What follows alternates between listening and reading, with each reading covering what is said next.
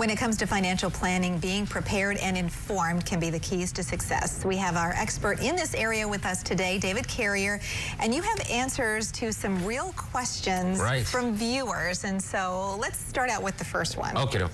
No dolls today. No dolls no props, today. No nothing. Props, nothing like that. I don't know what to do. Well, you know, because people reach out to you with a lot of questions. They do. Because people, I think, make certain assumptions based on the little bit they may know about law. You know, we call it the over-the-backyard fence kind of law. Exactly. You know, what everybody knows. What did Charlie at the job say, or what did Mabel tell me over the backyard fence? What I hear at the dry cleaner or whatever. So a lot of that. And the first one, I think, has some legal implications if you try to get away with this one.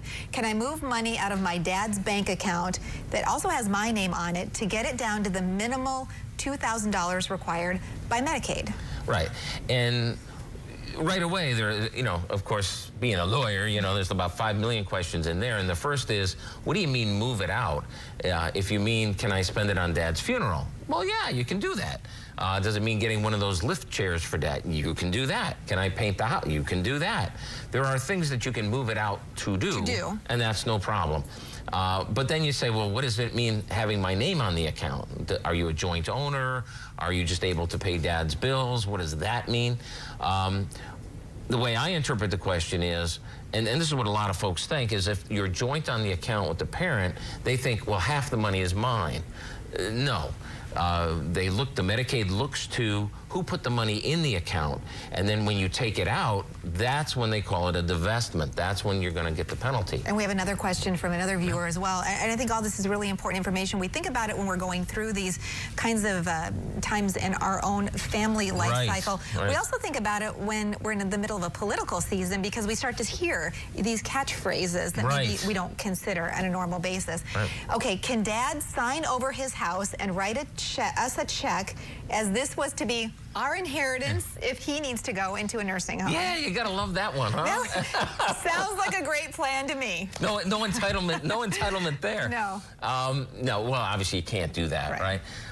One of the things, though, and we just faced this yesterday talking to a family where you can keep the house. So everybody says, oh, you can keep the house, you can keep the house. Well, yeah, but you know, there's 40 other states where you cannot, where the state will put a Medicaid mortgage on the house as soon as you apply for Medicaid. Now, Michigan doesn't do that yet. Yeah.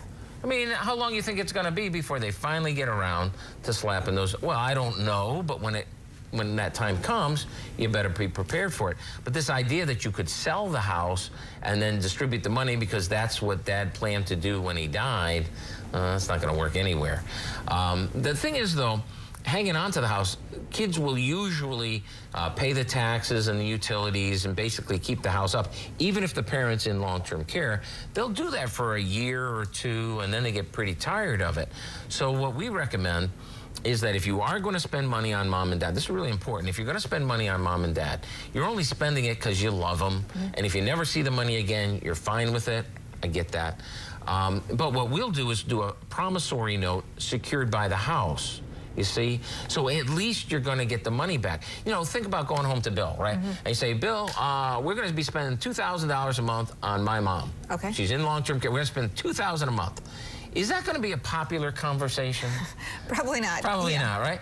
But what if you could say, you know, we're going to put we're going to loan Mom $2,000 a month at whatever interest rate, a reasonable interest rate, and we'll be sure to get that money back. Well, that's a different conversation to have. So let's talk about the life plan workshops, because I think, you know, we scratched the surface here of a lot of really complicated topics, but everybody needs to face them at one point or other, sooner rather than later. This is stuff that you cover. Right. The life plan workshops are how we get the conversation started, okay? You can't hire us at the workshop. It doesn't cost you anything to go. And we're not really solving problems at the workshop. The thing is, there's so many issues, right? And the world really doesn't work the way your friends at work told you it did, right? I mean, things are different. And so at the workshop, what we try to do is give you the latest information about what's going on with this and really kind of open up the conversation to you and to your family. You know, we just did the Mother's Day workshops. We had 3 full-up workshops, and it was moms and dads and kids, and, you know, really important so that everybody has Everybody's working from the same information. And when you do it like that, wow. Stay right there. More of 8 West after this quick break. Don't go away.